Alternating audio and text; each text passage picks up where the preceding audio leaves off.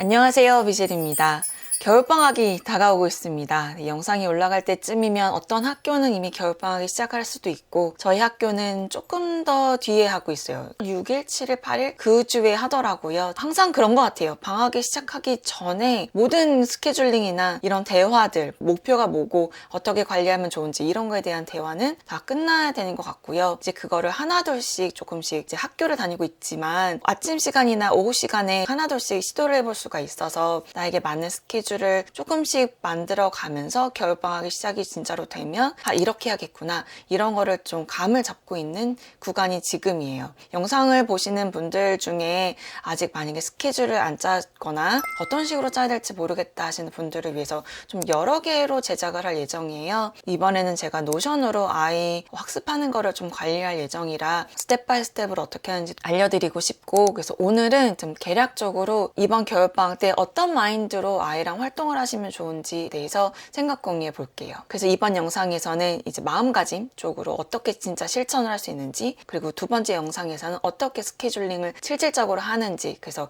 그 영상 통해서 저랑 같이 스케줄링을 짜셔도 좋고 미셸네 집은 저런 식의 생각 흐름으로 뭔가를 짜는구나를 좀 봐주시면 어떨까 싶습니다. 네, 그럼 바로 시작해 볼게요. 네, 우선 방학이 굉장히 길고 그래서 이때 많은 친구들이 학습 격차가 팍팍 나는 시기이기도 한 것 같아요. 첫째를 키우면서 뭐 이렇게 스케줄링하고 동기부여하고 뭐 이런 것들을 했었는데, 결국 동기부여도 이런 것도 다 중요하지만 습관과 환경과 시스템을 구축하는 게 가장 중요한 것 같아요. 네, 그래서 이렇게 해야지 마음만 먹으면 그 목표를 달성할 수 있는 그 확률이 현저히 떨어지고요. 마음만 가지고는 뭔가를 하긴 어려운 것 같아요. 뭐든지 그런 것 같아요. 살 빼는 것도 그렇고 운동하는 것도 그렇고 공부하는 것도 그렇고. 그런데 어쨌든 그래도 실천을 하기 위해선 내 마음가짐, 내가 생각하는 그 목표는 굉장히 중요하거든요. 그 꿈, 이게 이상적인 거더라도 이게 비전을 가지고 뭔가를 진행을 하는 것과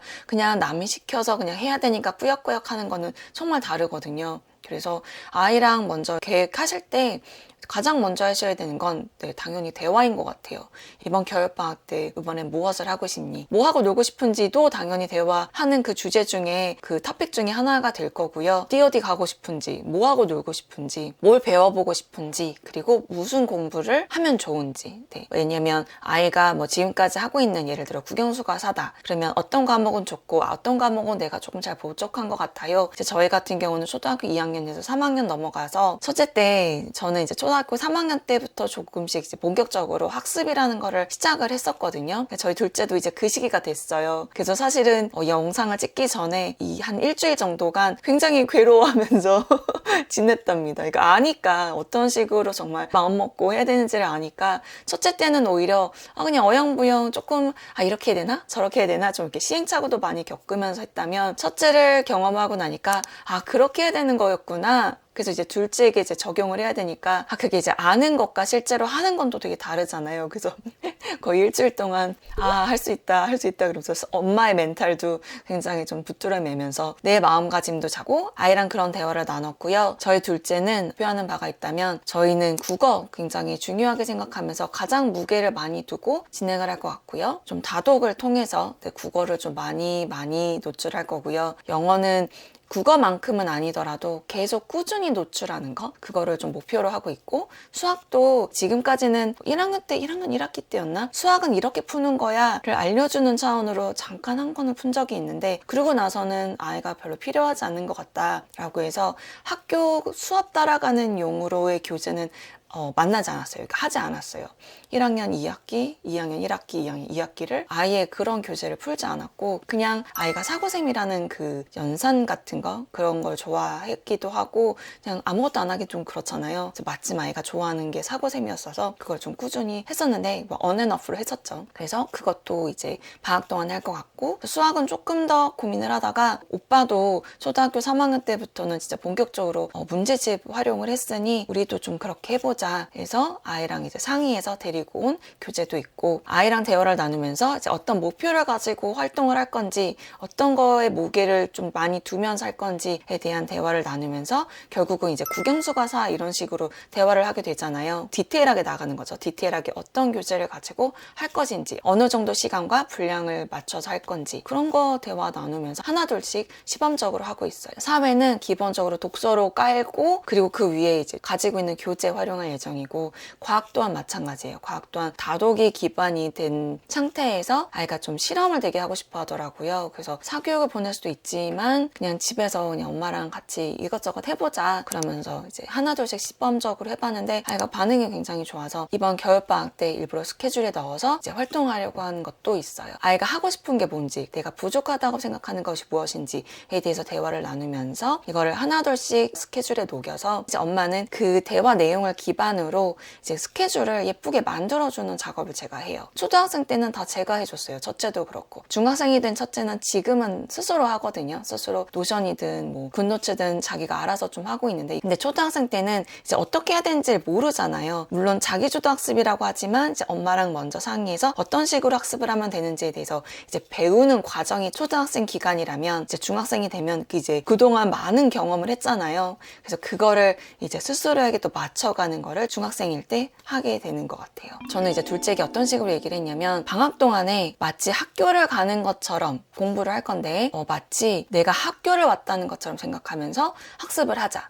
그래서 학교 스케줄을 보면, 학교 그 시간표를 보면 40분 수업하고 쉬고 40분 또 수업하고 쉬고를 3, 4교시 통해서 이제 하잖아요. 그래서 방학을 마치 4교시 학교를 가는 것처럼 생각을 하자. 그래서 배치를 저희가 좀 나누잖아요. 첫째 때도 그렇게 했었는데, 저희 둘째는 조금 아직 엉덩이가 그렇게 무겁지 않기 때문에 짧게를 좀 여러 번을 해야 되겠더라고요. 그래서 1교시, 2교시, 3교시, 4교시 하는 것처럼 그렇게 나눌 예정이고, 이제 저의 마음가짐은 제가 마치 홈스쿨링 티처처럼, 엄마이지만 좀 코칭하는 입장에서 아이를 좀 샤프론처럼 좀 관리해주는, 그게 코칭인 거죠. 그렇게 진행을 해야겠구나 라고 이제 마음을 먹고, 이제 공부 관련으로 학원을 보내고 있지 않다 보니까 좀 흐지부지 될 수가 있어요. 왜냐면 일관성이 굉장히 중요한데 그게 굉장히 어렵잖아요. 다음 영상에서 소개해 드릴 건데, 노션이라는 그 앱을 가지고 목표 달성을 위해서 제가 어떤 식으로 할 건지에 대해서도 공유해 드려 볼게요. 사실은 아이의 문제라기보다는 제가 조금 귀찮거나 그냥 오늘은 대충 좀 이렇게 쓱 하고 싶은 마음을 조금 이렇게 붙잡고 아이랑 같이 좀 짠하고 공부하고 정말 쭉 놀고 좀 그런 생활을 하려고 진짜 마음을 열심히 다잡으면서 지난 1, 2주 정도를 보냈어요. 그래서 그 과정 중에 이제 아이가 필요한 교재들 역시 이제 데리고 와서 좀 제가 어떤 식으로 진행하면 좋을지 좀 미리 검토하고 아이에게 소개를 해주었어요. 이번 겨울방학에 이것만은 꼭 하면서 진짜 다짐하면서 진행을 할 건 독서.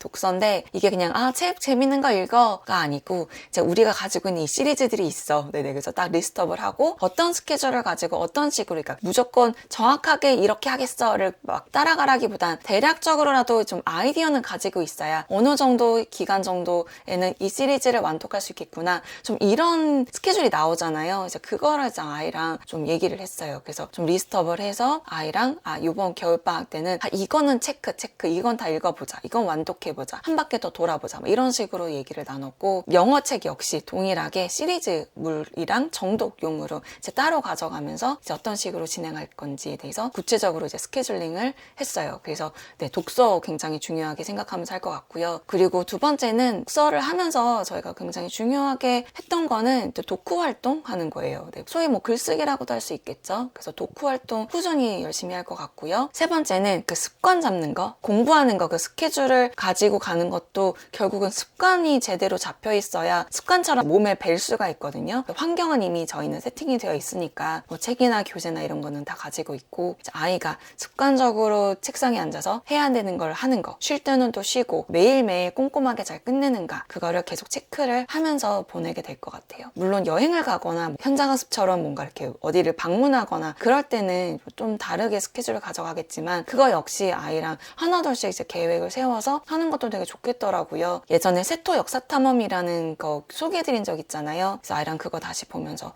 어디 가고 싶은지에 대해서도 대화 나누면서 계획 세우게 될 것 같아요. 그리고 가장 중요한 게 또 이거 같아요. 그냥 아무런 당근 없이 공부는 너에게 되게 중요한 거니까 무조건 해라 라고 얘기하기엔 아이의 의지가 아니면 아이의 그런 마음이 사기가 좀 이렇게 뿜뿜이 되지 않을 수 있어요. 그러니까 내가 자발적으로 난 정말 열심히 하겠어 이 마음이 오래 가기가 좀 쉽지는 않은 것 같아요. 우리도 사실 그렇잖아요. 그래서 뭔가 당근이 있어야 되는 것 같더라고요. 그래서 저희가 나눴던 당근은 이거였어요. 책 1000권 다 읽게 되면 권수가 가장 중요하진 않지만 그래도 목표를 가지고 달리면 좋잖아요. 그래서 정말 1000권을 읽어야만 해는 아니지만 그냥 대략 1000권 목표로 해서 이거를 다 달성을 하면 이제 레고랜드 놀러 가기 뭐 이런 식으로 얘기를 해놨어요. 아이가 계속 바꿔요. 레고랜드와 에버랜드랑 그거를 목표로 해서 아이가 매일매일 스케줄대로 엄청난 양의 공부를 하는 게 아니더라도 정말 매일매일 그거를 꾸준히 하면 진짜 엄청 쌓이거든요. 첫째 때 보니까 그렇더라고요. 네.